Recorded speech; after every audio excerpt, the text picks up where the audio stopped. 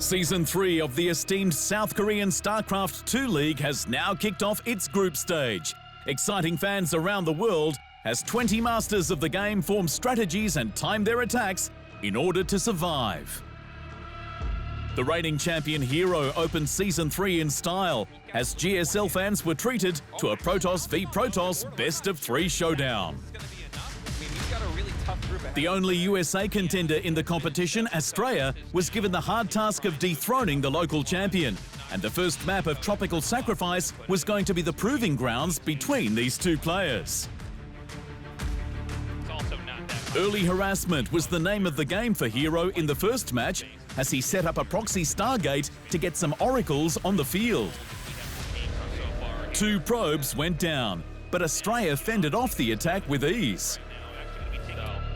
A Blink Stalker battle at the foot of herO's base was the perfect distraction for his oracles.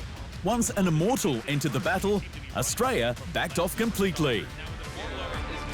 Determined to keep up the pressure, Astrea blinked onto herO's Immortals to quickly neutralize the threat, but a large number of his own units went down in the assault. With both players expanding into their 4th bases, it was herO's turn to attack.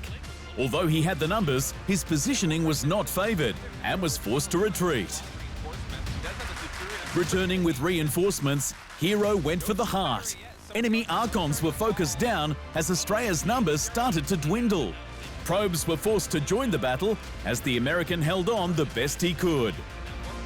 The Protoss in red retaliated by sending small but effective attacks to disrupt herO's mineral lines. Both economies were crushed, but it was Astrea who pulled through. With minimal troops on the ground, the Season 2 GSL champion had to hand this one over to his Protoss counterpart. You know, Stalkers technically can micro against Archons and like hit and run away, but easier said than done. I would like to see, you know, Astrea just get some Archons of his own. All he has to do is just start mining from his gases, but he's not doing that yet. No, it looks like he's content just to kind of whittle away in the army. That's actually going to be he wins. Astrea needed one more map to take the series. He turned his focus to Game 2's Data C, where an early proxy robotics facility was established.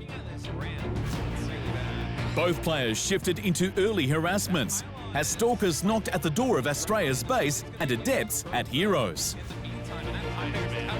An Immortal came out at the nick of time for Astrea, but the damage had already been done.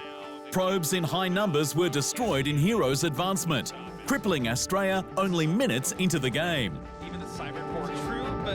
With a crafty shift into Phoenixes, herO was able to lift Astrea's Immortals and take them out of the game one by one.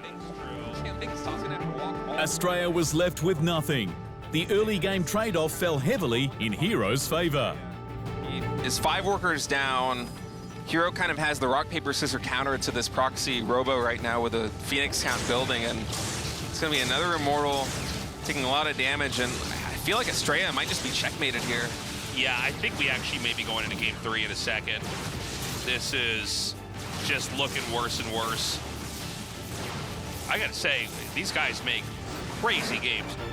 The competition was hot and heavy in the opening series of Season 3, as herO and Astrea moved into a tiebreaker match. Opening with a proxy gateway, herO's early goal was to harass with oracles yet again, but Astrea scouted the structure with his probe and modified his build order accordingly. Not much could be done, as herO guarded Astrea's low ground natural. The Protoss in red was losing out on valuable resources, while his opponent's base was flourishing on the southern side of the map. As the Stalker count rose, herO was testing ways into Astrea's base. But the Protoss in red had other plans. Dark Templar were carving their way through herO's probes uncontested, forcing him to retreat his forces from Astrea's side of the map. Disruptors was the play from herO. Zealots and Stalkers were punished in Astrea's advancements. The shots prevented the American from getting the jump on herO.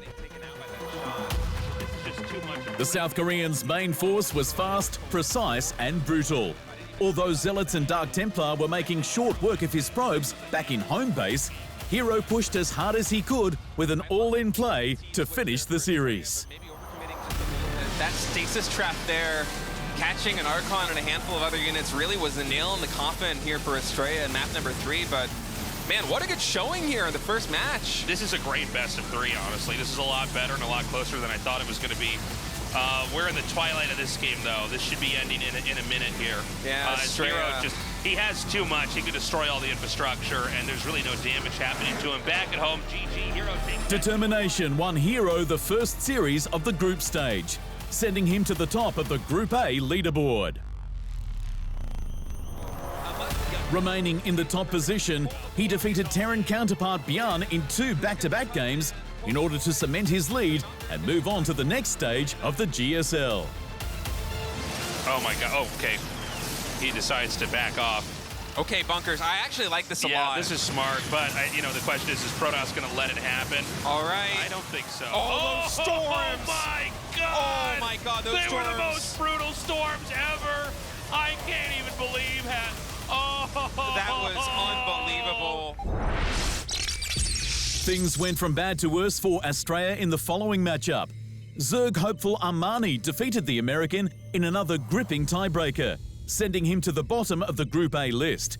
Despite showing some promising signs of a GSL champion, Astrea was eliminated from the South Korean competition.